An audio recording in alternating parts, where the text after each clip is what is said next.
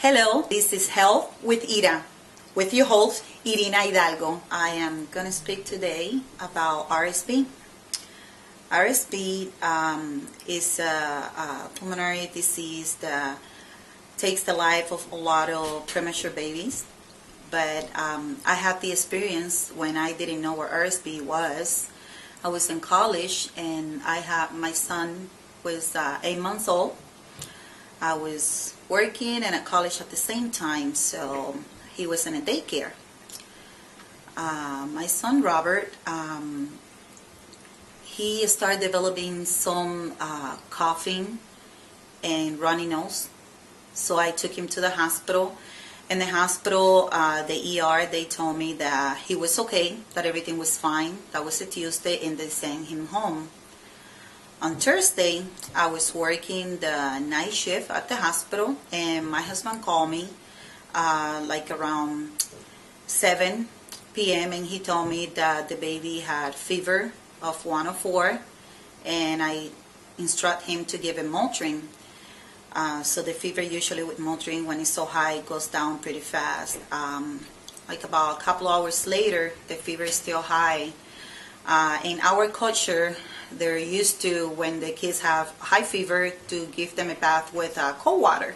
And of course, that's what he did. He called me very scared because he said that my son was kind of a little bit purple color. And I left the hospital and went and picked him up. Imagine, this was like pretty difficult for me, driving all the way from a hospital in South Beach all the way to Miami Lakes. It was like about 19 miles. I don't even know how fast I made it there, but it was fast. When I got home, he was with the baby naked, sitting on top of him. And I just picked him up, just like that, put him in the car seat and took it to the closest hospital. When I got to the ER and then they brought him in, I'm trying to explain to the doctor that I came on Tuesday and they sent me home. Now he has a high fever, and I was worried about the fever. As soon as the doctor looked at him, he asked me how long he's been doing that. And I say, what? He goes, the way that he's breathing. It's very elaborated, and he's just like kind of sucking his belly in every time he breathes. And he also looked at his nose, and he was having some secretion through his nose that it was kind of like a clear secretion. And he did culture right away and check his oxygen. As soon as he checked the oxygen, his oxygen saturation was 69%. So that was the main reason that my son was blue.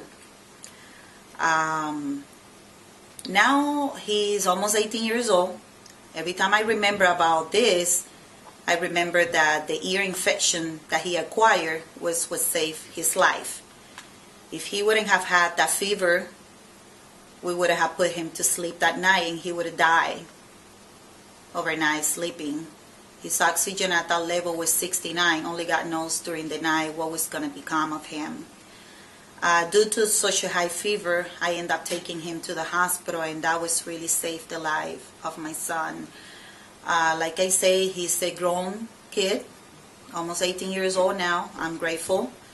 He doesn't have any residual of the RSV. In a way, it was caught on time thanks to the high fever he was having due to the ear infection. And all I can say, I didn't know anything about RSV. I was a college student, working, raising kids at the same time, and this could have taken my son, and he was not a preemie.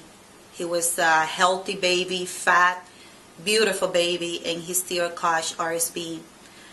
A lot of the times RSV can show to be like a regular cold. In little kids and in preemies, it doesn't act the same as an adult. And the daycare is the number one for them to obtain this kind of disease that takes the life of many, many kids. Now, I know what RSV is on my profession, work in the medical field.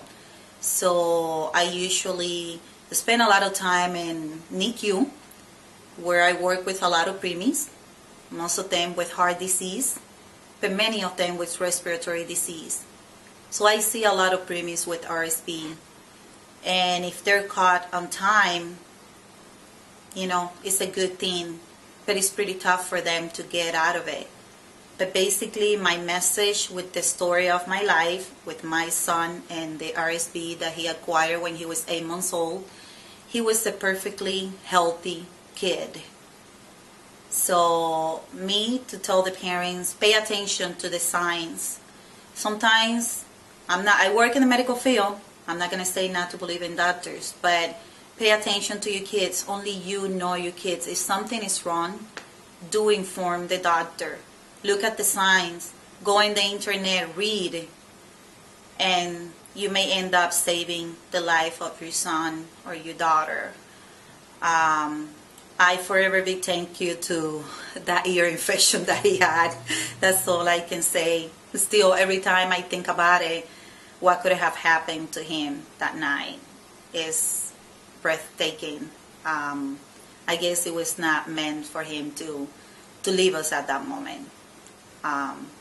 Thank you, and I hope that this is useful for all the parents out there.